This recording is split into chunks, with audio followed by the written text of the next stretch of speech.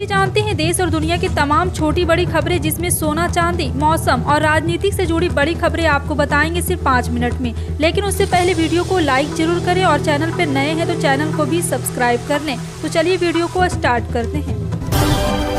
तृणमूल कांग्रेस के वरिष्ठ नेता अभिषेक बनर्जी ने मंगलवार को कहा है कि पश्चिम बंगाल में 42 लोकसभा सीट पर चुनावी भारतीय जनता पार्टी द्वारा प्रचारित सांप्रदायिक विमर्श पर नहीं बल्कि विकास के मुद्दे पर होंगे। बनर्जी ने इससे पहले दिन में राज्य में आगामी पंचायत चुनाव के मद्देनजर कूच बिहार जिले से व्यापक जनसंपर्क कार्यक्रम तृणमूल नवाब जो और अभियान की शुरुआत की। उन्होंने कहा कि तृणमूल का लक्ष्य राज्य में जनता की पंचायत को निर्माण करना है।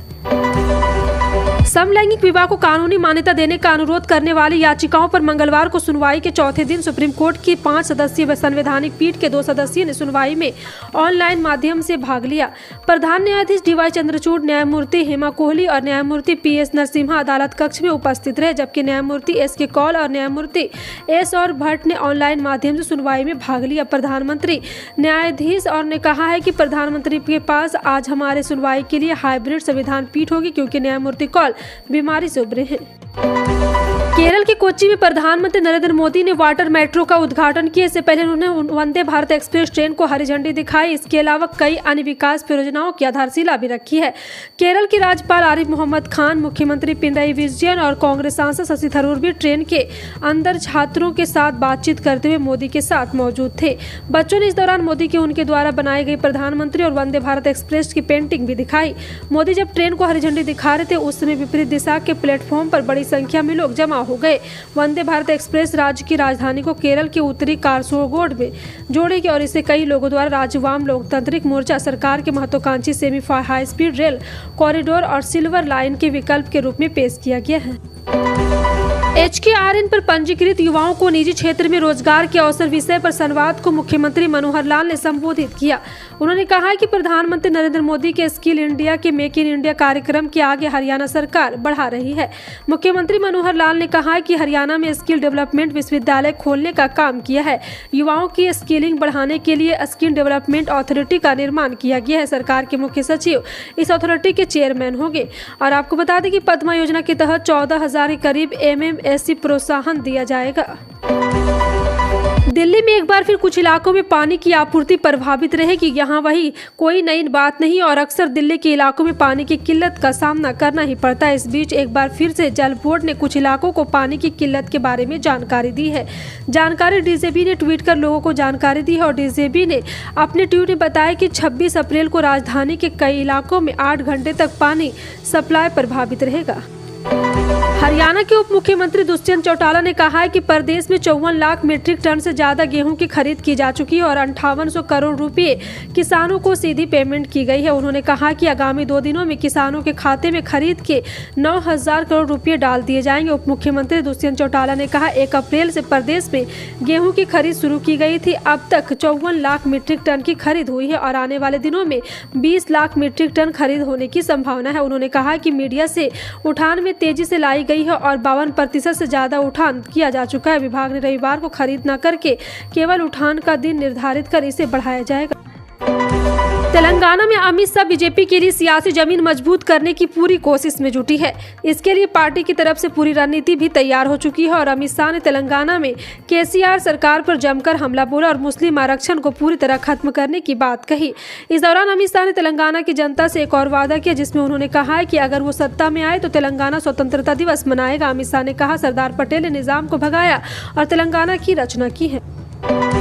रिजल्ट को लेकर यूपी बोर्ड परीक्षा में शामिल होने वाले छात्र छात्राओं का इंतजार खत्म हो गया।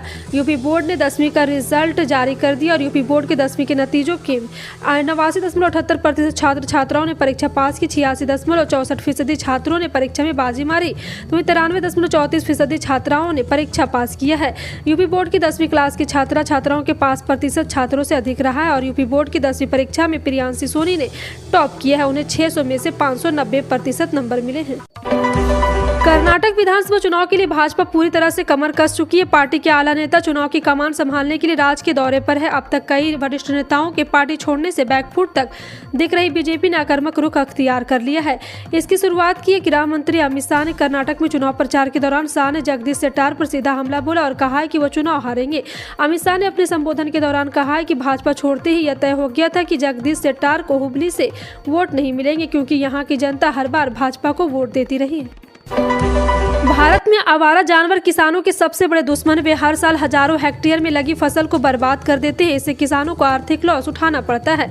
ऐसे में किसानों को इन आवारा जानवरों से फसलों को बचाने के लिए खेत की रखवाली करनी पड़ती है। इसके लिए उन्हें रात भर जागना पड़ता है। इसके बावजूद भी कई बार झुंड बनाकर मवेशी खेतों में घुसकर फसलों को चट कर जाते हैं।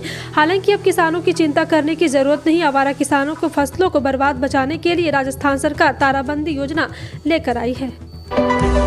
जब से जम्मू कश्मीर से आर्टिकल 370 हटा है, तब से वहां का कायापलट ही हो गया है। ऐसे में लेफ्टिनेंट गवर्नर मनोज सिन्हा ने कहा है कि जम्मू कश्मीर 370 बेड़ियों से आज़ाद होने के बाद वहां नए नए निवेशों के अवसर खुल रहे हैं। आने वाले दिनों में इसका नतीजा यह रहेगा कि जम्मू कश्मीर एक इंडस्ट्रियल हब के रूप में जाना जाने लगेगा। उन्होंने कहा है कि जम्मू कश्मीर सबसे तेजी से विकसित और निवेश के रूप में उभरने वाला केंद्र शासित राज्य बन गया है। आज देश विदेश से लोग जम्मू कश्मीर में निवेश करने आ रहे हैं। मुख्यमंत्री अरविंद केजरीवाल ने मंगलवार को दिल्ली जल बोर्ड के अधिकारियों के साथ महत्वपूर्ण बैठक की। दिल्ली की जनता को साफ पानी उपलब्ध कराए जाने को लेकर सीएम केजरीवाल ने अधिकारियों को सख्त आदेश दिया है। सीएम ने अधिकारियों से कहा है कि साफ पानी उपलब्ध कराने के काम में किसी भी तरह की ढिलाई और देरी स्वीकार नहीं की जाएगी। इसके साथ ही दिल्ली जल बोर्ड की बैठक में इन प्रमुख मुद्दों पर भी चर्चा की गई है। शराब घोटाले मामले में दायर चार्जशीट में दिल्ली के पूर्व मुख्यमंत्री मनीष सिसोदिया को आरोप लगाया है कि सीबीआई ने दिल्ली की राउज एवेन्यू कोर्ट में जो सप्लीमेंट्री चार्जशीट दाखिल की है, उसमें मनीष सिसोदिया समेत 4 लोगों के नाम शामिल है। सीबीआई ने कहा है कि इस मामले में आरोपियों की भूमिका पर जांच अभी चल रही है। और साथ ही साथ आपको बता दें कि राउज एवेन्यू कोर्ट 12 मई को सीबीआई द्वारा दाखिल सप्लीमेंट्री चार्जशीट पर संज्ञान लेने के मामले पर सुनवाई करेगा। छत्तीसगढ़ में पिछले विधानसभा चुनाव में भारतीय जनता पार्टी राज्य की सत्ता से बाहर हो गई थी। इसे देखते हुए भारतीय जनता पार्टी आगामी विधानसभा चुनाव के लिए राज्य में वापसी के लिए पूरा प्रयास कर रही। बीजेपी के बड़े नेता छत्तीसगढ़ पहुंच रहे हैं और आरएसएस भी सक्रिय हो गया। इसी क्रम में पिछले दिनों आरएसएस प्रमुख मोहन भागवत दौरे पर पहुंचे थे। वहीं अब भाजपा प्रदेश प्रभारी ओम माथुर 26 अप्रैल को बस्तर के प्रवास पर पहुंचेंगे। कैथल के गांव नीच में पंजाब नेशनल बैंक की शाखा का कैशियर के फ्रॉड करने का मामला सामने आया है, जहां कैशियर रामवीर ने बैंक में आने वाले उपभोक्ताओं के 1,70,00,000 रुपए का फ्रॉड करने के मामले में पुलिस ने गिरफ्तार कर लिया। फ्रॉड लगभग 1.5 साल से इस काम को अंजाम देता आ रहा था। ऐसा कहा जा रहा है कि यह मामला और भी बड़ा हो सकता था। फिलहाल पुलिस इस मामले की जाँच में जुटी है। बता दें कि जो लोग बैंक में जमा करने आते थे, कैशियर उन्हें रसीद दे देता था, लेकिन उनके खाते में पैसे जमा नहीं करता था। प्रत्येक महीने के अंतिम रविवार को सुबह 11 बजे प्रधानमंत्री नरेंद्र मोदी का मासिक कार्यक्रम मन की बात प्रसारित होता है। यह कार्यक्रम इस रविवार को एक बड़ा कीर्तिमान स्थापित करेगा। इससे पहले इसे लेकर एक सर्वे भी किया गया और इसमें बड़ा खुलासा हुआ। यह सर्वे IIM रोहतक ने किया गया है, जिसके मुताबिक 100 करोड़ लोगों ने कम से कम एक बार यह कार्यक्रम अवश्य सुना है। इसके साथ ही इस कार्यक्रम को सुनने वाले 65% लोगों ने इसे हिंदी में सुना है। भारतीय प्रबंधन संस्थान रोहतक द्वारा किए गए सर्वेक्षण में यह बताने सामने आई है कि मन की बात 100वीं कड़ी का प्रसारण इस रविवार को किया जाएगा। देश में पिछले 24 घंटे में कोरोना के 6,660 नए केस दर्ज किए गए। इसके साथ ही अब देश में एक्टिव केस की संख्या बढ़कर 63,380 पहुंच गई है।